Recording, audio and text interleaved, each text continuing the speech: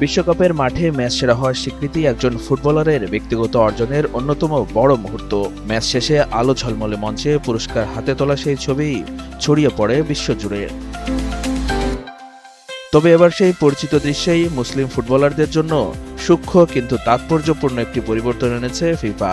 2026 বিশ্বকাপে মুসলিম ফুটবলারদের ধর্মীয় অনুভূতির প্রতি সম্মান জানিয়ে ম্যাচ সেরা পুরস্কার প্রদানের প্রক্রিয়ায় বিশেষ ব্যবস্থা গ্রহণ করেছে বিশ্ব ফুটবলের নিয়ন্ত্রক সংস্থা।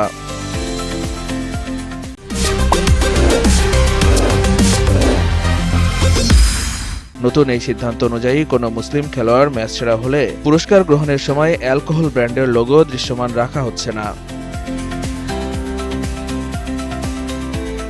ম্যাচ সেরা নির্বাচিত হওয়া মুসলিম খেলোয়াড়দের পুরস্কার প্রদানের সময় মঞ্চের পেছনে থাকা স্পন্সর বোর্ড থেকেও অ্যালকোহল সংশ্লিষ্ট ব্র্যান্ডিং সরিয়ে রাখা হচ্ছে।